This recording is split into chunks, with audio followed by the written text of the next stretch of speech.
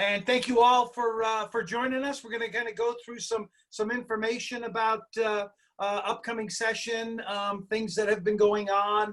We got some great guests lined up today. Check the, I have two staff members. I got Zach and Lindsay are both on. They'll be manning the, there they are. I think you can see them waving to you. They will be manning the chat line. So if you have any questions, send them in there. They'll also be, putting out information as to, so give you links to our website and that type of stuff. So just follow along. We'll try to have some fun with this. And thank you all for joining us. So just to kind of give you a kind of a rundown, like I said, this is what we're going to do for the next several months. So on the third Saturday of every month at 11 o'clock, right here on our Zoom channel, we're going to have one of these town halls. We're going to come with a guest. We're going to give you some information about what's going on in the district, what's happening down at the state legislature. As I've said, I appreciate the fact that people kind of look to us for some information. I should probably be quite a ways down your list of people who give you information. I'm not the preeminent, and although I have great staff who we are following up with everything, the governor's website, the state Democratic Party's website, your national and local news have a lot of great information. But if you actually want to reach out to somebody about who's in your community, who will actually answer the phone, who will actually reply back to emails, we'll listen to what you have to say, feel free to reach out.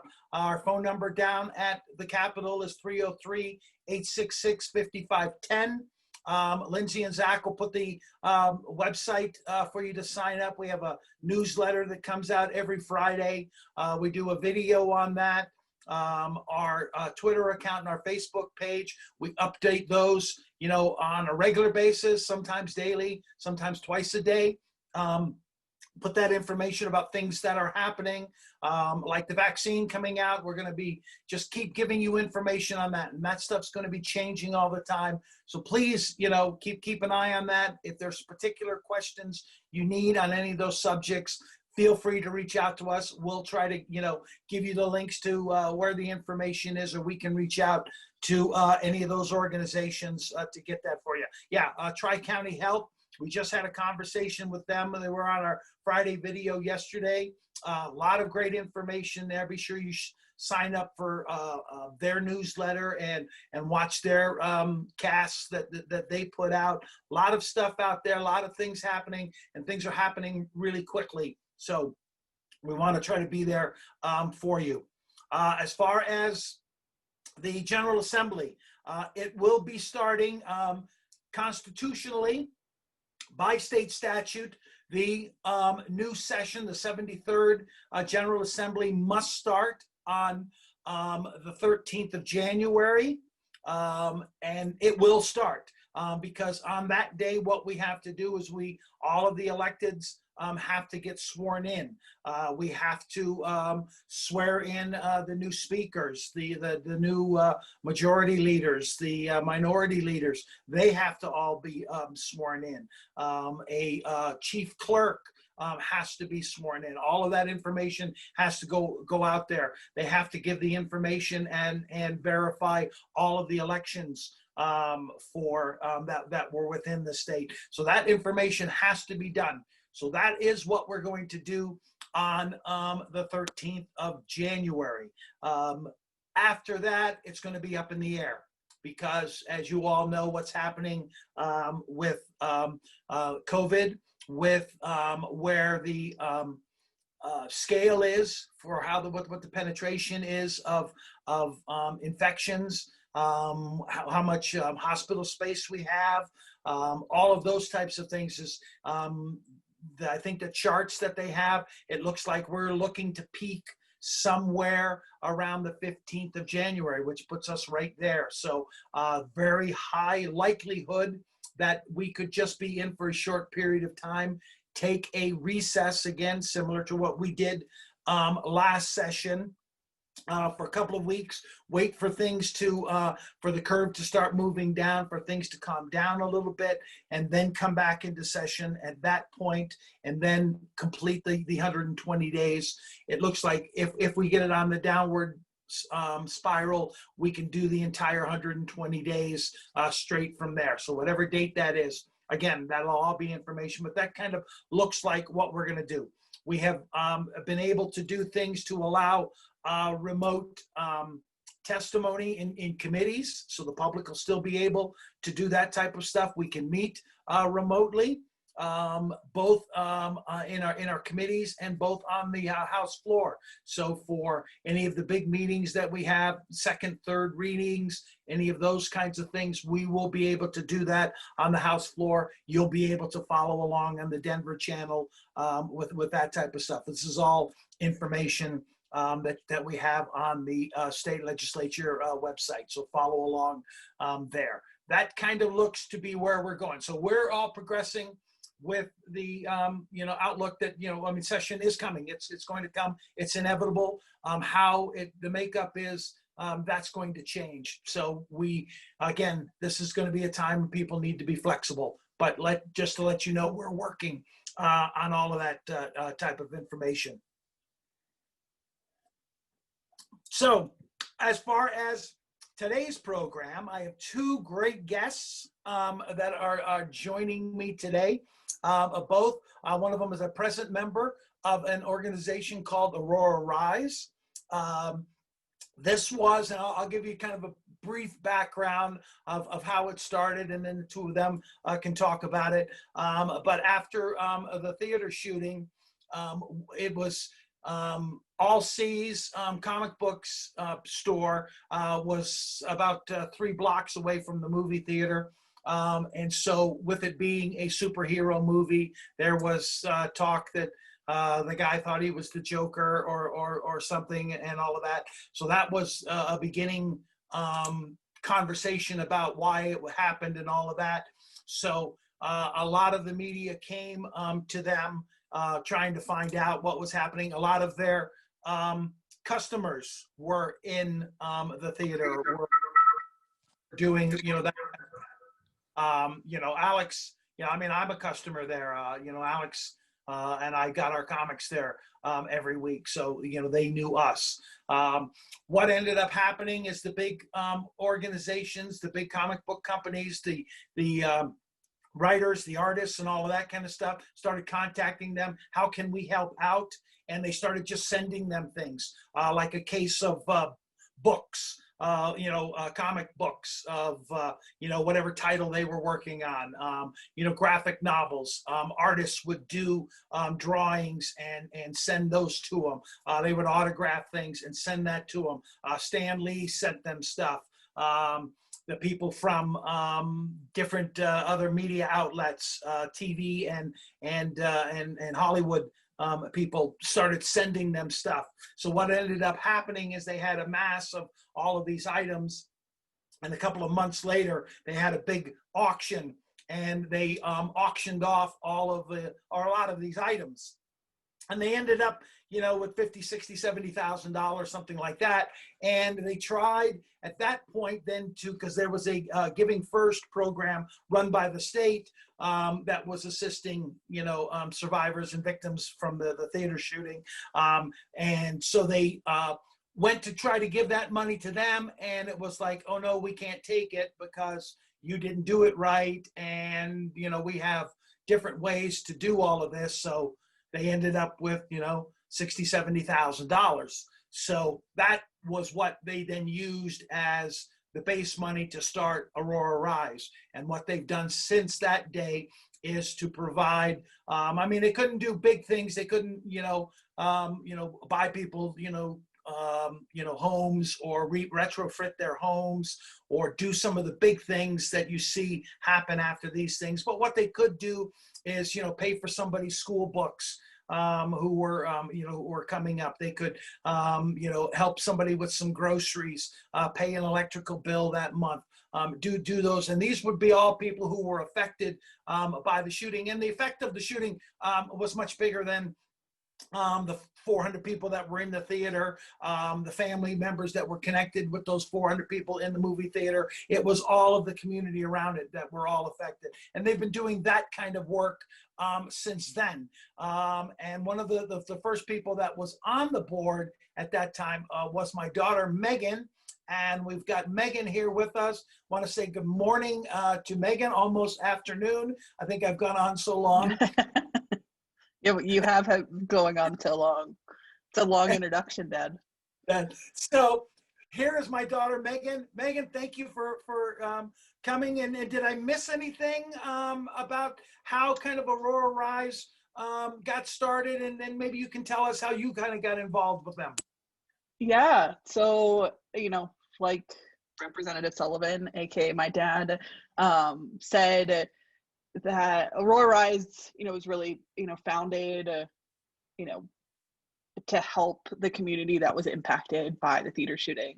And I think kind of what we found, and I think if you know anyone that, enjoys, superhero movies or comic books, like that's a very tight-knit community in itself. And anytime there's, anything that happens within that community, I think everyone kind of bonds together and, tries to help each other out. And I think that's what we found really early on, during the first, fundraising event that we put together with, all of the, donations that we got. And that's kind of where I started to get involved and, really helped with, reaching out to, the victims and survivors of the shooting to, give them a resource and, provide that community aspect to them. And, it's definitely, many years later, I think we always get the question of like, well, why do those people still need help? And I think, frankly, it's, an event like this doesn't just end after it's done. It's lifelong trauma that a lot of us work with and deal with on a day-to-day. And I think that's where Aurora Rise was trying to find that need and fit that need is knowing or being that support for people years later, and always having that community out there. And we've done everything from we did, I guess, like comic books almost, or like special printings of artists, like commissioned artists, and selling those at Denver Comic-Con or at different booths. We've also done fundraising events for movie premieres. So I think in the Sullivan family, being able to be the first ones to watch any superhero movie is definitely on our to-do list, and we wanted to share that with the rest of the community. And I think the majority of the Marvel and DC movies that have come out in the last couple of years, we've had some type of movie premiere with it. And that's just a great way to bring the community together, as well as also raise money. So with the movie tavern, which is where my brother worked, we can rent out the space there and get a benefit, or I guess a portion of the ticket sales from there.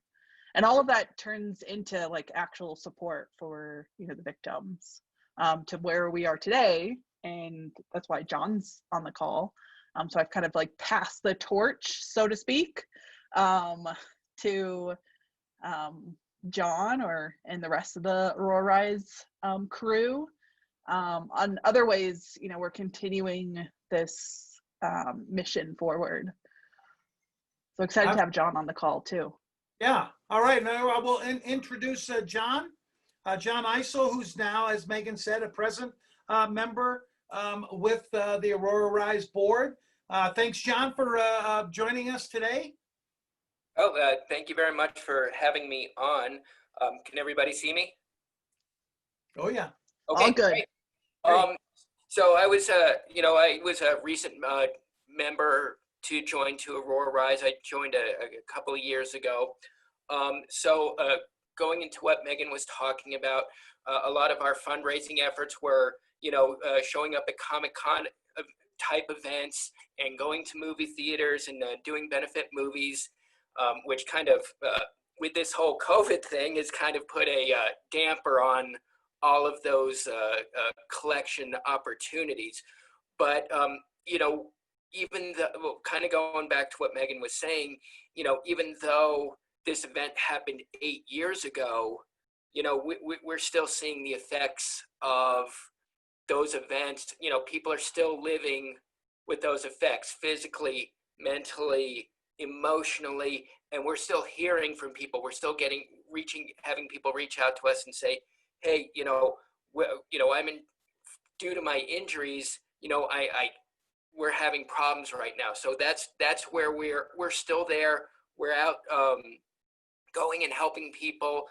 If you know somebody who was affected by the Aurora Theater shooting and they need some help, please ask them to go to aurorarise.org, and we have an application form on there to reach us if they need help, if that's with, food, or, they're having troubles, or books, or education. Just have them reach out to us, and we'll try and get as much help to them as possible. Some of the other things that we are also doing, the first thing is we are relaunching the Alex Sullivan Memorial Scholarship. These are going to be two $500 scholarships to a K through 12 student in the Denver metro area. So that's anybody from Aurora to Boulder to Castle Rock can all apply. We are going to do our official announcement on social media, I think sometime after this meeting, but if you go to aurorarise.org/scholarship, you can go on the site right now and apply, and your entry will go over to AJ, and AJ will take a look at it, and he'll look at the applications and be like, hey, we have all these applications, and we'll hopefully get that those funds out to you. It's a pretty easy application process. You just have to answer a couple of questions.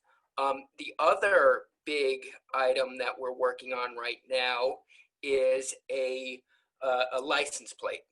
We are trying to get a new license plate for the state of Colorado.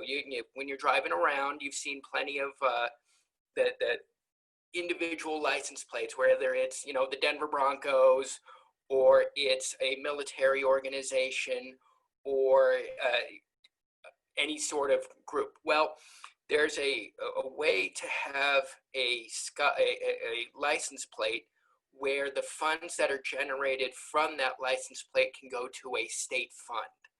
So what we are proposing is a license plate where the extra funds, and we would be proposing an extra $25 a year, would go to the state's victim compensation fund.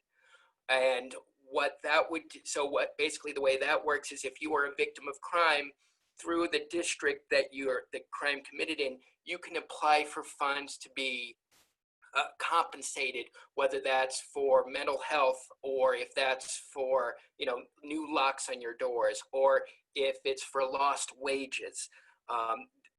That can all be applied towards that. It was important we see this as a continuation of our mission to help victims of crime and to honor the people who we lost at the Aurora Theater shooting, instead of that just because there's plenty of people out there who are hurting because they are victims of crime. They may not necessarily have been at the theater, but that doesn't mean that their pain isn't any less. It doesn't mean that their suffering is any less. And we saw this out as an opportunity to expand our reach, to expand our what we're able to do. And the other thing is that while we're doing that, the design on the website, on the license plate, it is and see if this isn't the best look for it. Oh, thank you very much.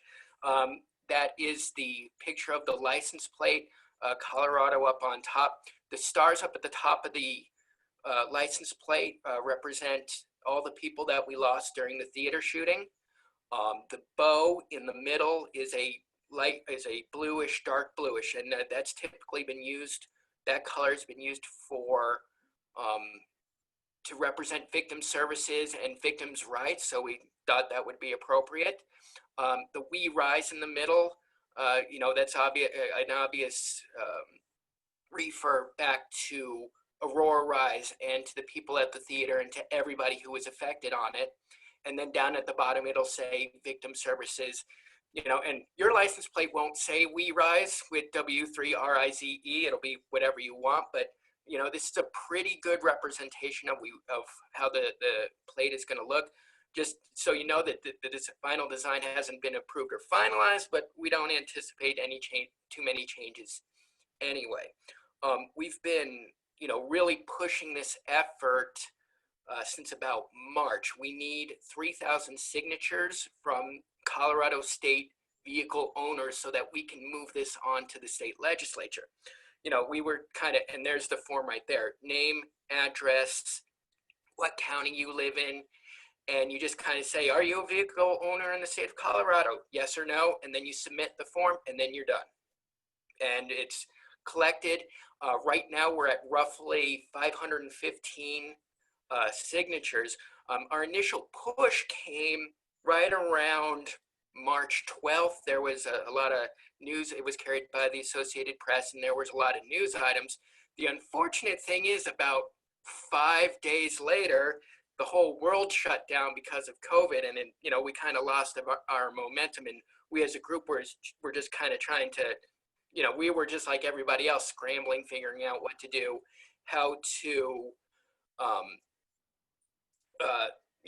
what are our next steps? Because not only were we dealing with helping out with Aurora Rise, we were like everybody else trying to figure out how this affected our lives personally. So, we wanted to get back on the saddle with getting this going ahead again and pushing it out. And we decided that we were going to do this, once the election was over, once we could get people's attention, we would do another big push.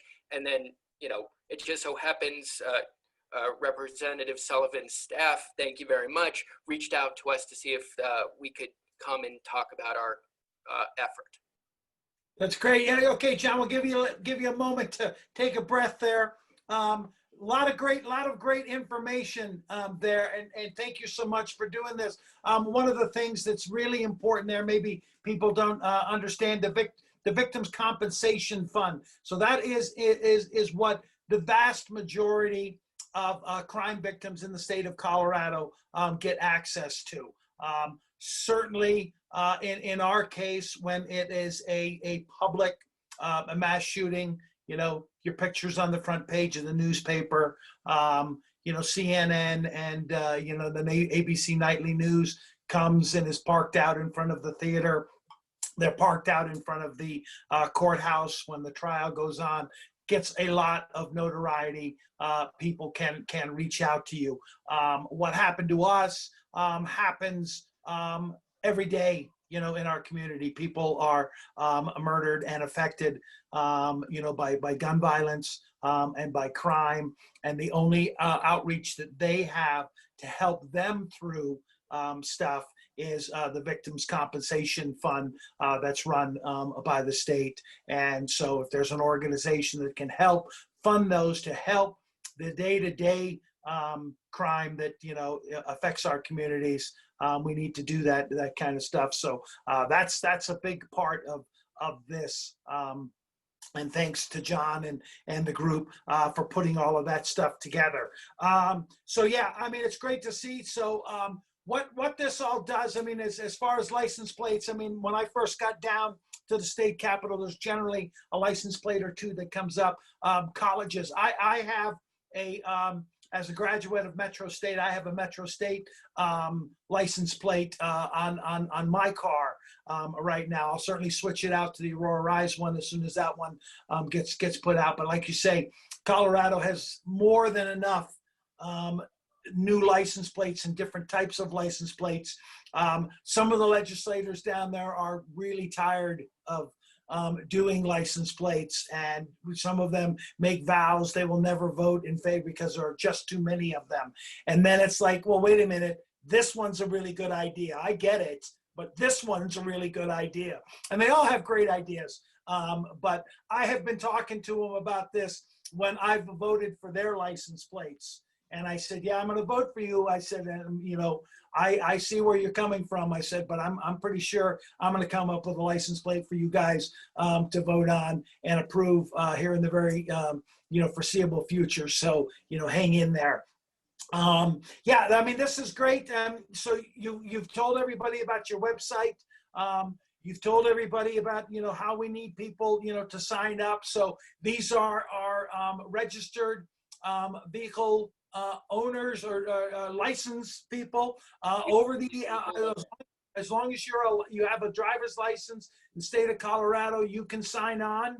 So it is a vehicle owner. It has to be a vehicle owner. Okay. Oh, okay. So if I own the car, Megan has to own her own car to be able to sign on. Is Correct. that right? I do own my own car now, Dad. Don't worry. All right, so yeah, I was thinking if you have a family of 4 and they all have a driver's license, you could get 4 signatures in there, but you can only get the number of signatures for the number of cars that are in the house. Is that right? Yeah. Okay. But I mean, let's say you have an 18-year-old who has, you know, you sign off their car to them. Hey, they're suddenly a vehicle owner. There you go. Okay, guy, that would have been There you great. go. We used to have people lived across from us. I think there were a dozen cars out there. Would have been great if I could have gone over and gotten all of those guys signed up for it. Yeah. That would have been great. So let's see. Anybody have any questions for John or Megan about Aurora Rise? I will tell you, when you were talking about the movies that we did, the first movie that Aurora Rise put together at the movie tavern was The Man of Steel, which was the Superman movie. And the reason that was so poignant is maybe you might, during the previews of The Dark Knight Rises, when the preview came on for that movie, Alex stood up in the theater and started cheering for it because he was so excited that was going to be next summer's movie to see. So it was very important for us to then have that when we put everything together. That was the first movie, and I always remember there's a small scene in there, and if I ever get a chance to talk to Zack Snyder, who was the director of the movie, there's a little fight scene by little Clark Kent with some kids, and he's out in front of an automobile repair shop, and they pan the top of the repair shop, and the repair shop is Sullivan's. And it was like, oh my goodness, how did that happen? So I don't believe in coincidences. So it was definitely a shout out. That's what I thought. I thought it was Zack Snyder shout out to Alex in the Man of Steel movie, that he put his name up on top of that garage. So do we have any questions from anybody in the audience? Wanting anything more? Anything we're leaving out, John or Megan, about Aurora Rise, about the projects that are moving forward? I don't believe so. Going back to your Man of Steel comment, the first time I went back to the theater was actually to see Man of Steel going back to the Aurora, to that particular theater. So yeah, that was a poignant moment for myself as well. Yeah, that was one of the important things, because that's what everybody was, they were, I mean, rightfully so. They were, had fears and concerns about that. And that's why we would do something like that, is to, say, well, here, come sit with me, be with me. We can all do this, together, because a lot of people haven't been back to the theaters since then, because they had to live through that, and they know the stories. So that was our way. That's one of the reasons why we were doing them, in movie theaters, was to, come with us, come with your friends, and be there together. And I'm glad, John, you were able to, get back into theaters, with that movie and that. That's really the only thing that I miss going to right now is I want to go see a movie with COVID. So Right. eventually. Yeah. We did get to go one. There was, and I guess I'll put a plug out there for Cinemark has their deal. You can actually do a similar thing like to what we did. You can rent out the theater for a particular showing. We saw that movie Tenet not too long ago. Zach came with us, and we had our staff to go to, and they had specials on.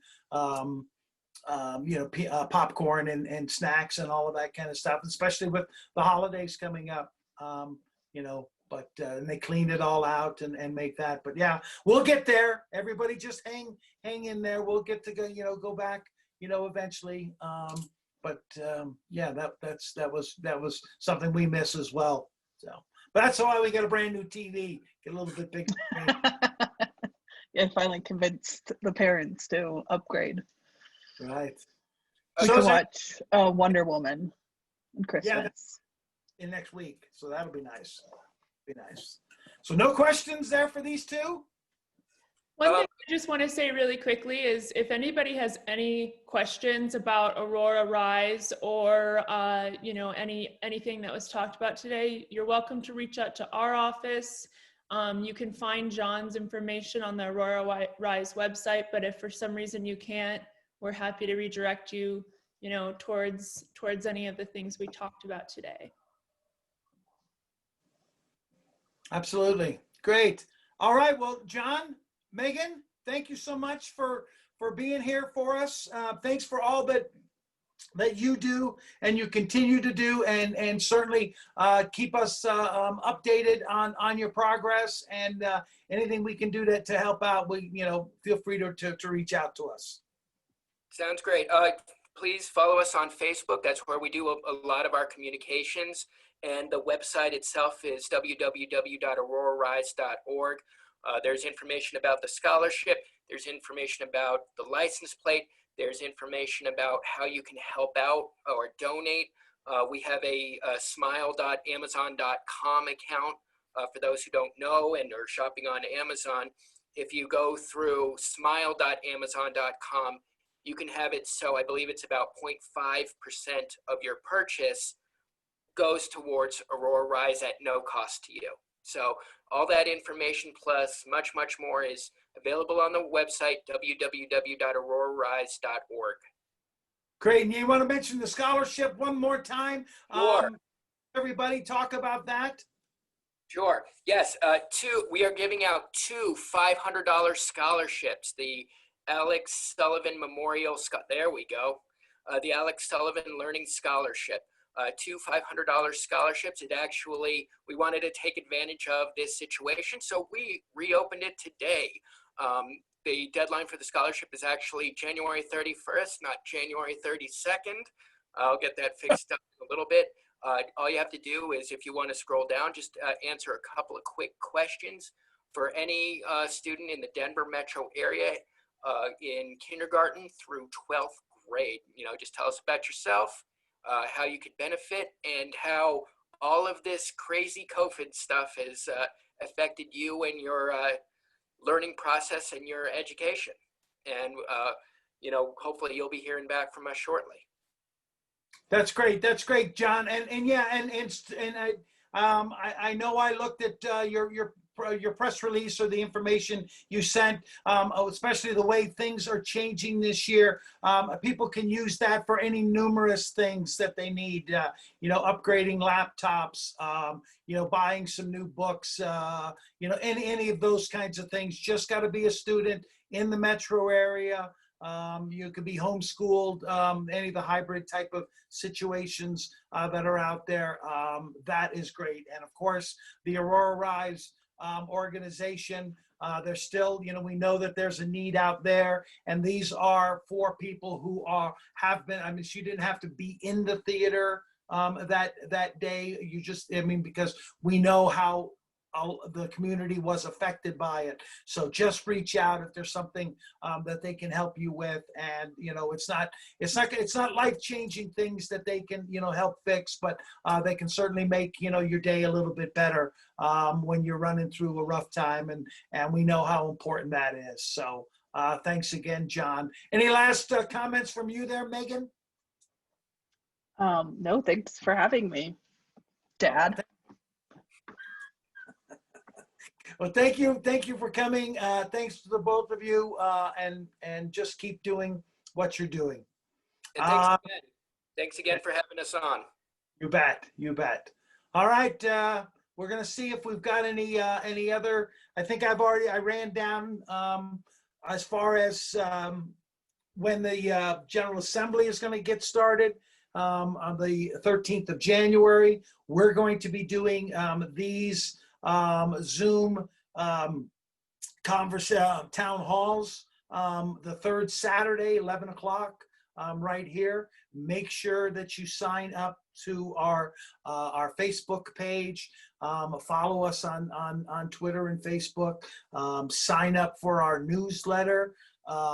We do one every Friday that comes out with some information. We have links there. The phone number down at the office. We're there, 5 days a week. So it's 303-866-5510. I'm sure they've put some information in the chat of links to our website, our email address if you have any questions.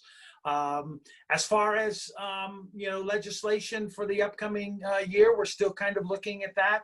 I've been listening in on quite a few JBC, which is our budget people, talking about what the budget is looking like, what the finances are looking like. Things are moving around. They're checking underneath all of the cushions to see if there's any extra cash in any of those places, and apparently they find some every once in a while, and it's not a buck or a quarter like you and I do. I mean, sometimes they find $1 million under some cushion, and that really comes in helpful. So once they tell us that they find it, certainly we have legislators that find ways to spend it right away, so we don't get to hold that money for very long, and rightfully so. We probably shouldn't. We need to get it back out to the people that need it. Keeping my eye on the things that are happening there in DC. I would suggest anybody contact your state, your senators. Cory Gardner is still there, but reach out to Hickenlooper and to Bennett. Tell them to get on board with signing this HEROES Act, getting this CARES money going. Jason Crow is our congressman here in CD6. Reach out to his office. Tell them, that we need, help. Check out your other state legislators. I think we had David Ortiz was on for a little while. He's in the next door to us in 38. Chris Coker is our new state senator in Senate District 27. He doesn't have anything to do with the CARES Act, but you should be following along with them. They should be connected to you. But certainly, that's what you got to do. You got to reach out to these people, talk to them, let them know who you are, let them know what your concerns are. Certainly, we're our phone is open, our door is open down at the Capitol. But wear a mask when you come in. We have sanitizer and wipes, so we try to keep things as clean as we can. I'll just look towards the staff, see if there's anything else that we've missed. Any other questions that anybody has? Not seeing any, so I think this is going to do it. This is probably about the right amount of time. We're looking at doing something, for a half hour, 45 minutes. If you have suggestions for what topics you'd like us to talk about in the upcoming months, let us know. I think we're talking with our friend Joan Lopez, our county clerk, to talk about the last election. We always have the ability to talk with other legislators on work that they're working on. Again, check out our our website there. We just talked with the people from the Tri-County Health. We talked with them. Yeah, if there's any other topics you want us to look at, let us know. Other than that, I guess we will say Merry Christmas, Happy New Year. Stay safe out there. And we will see you next year. Thanks. Bye. Thanks, John. Thanks, Megan. Yeah, thanks both of Thank you. you.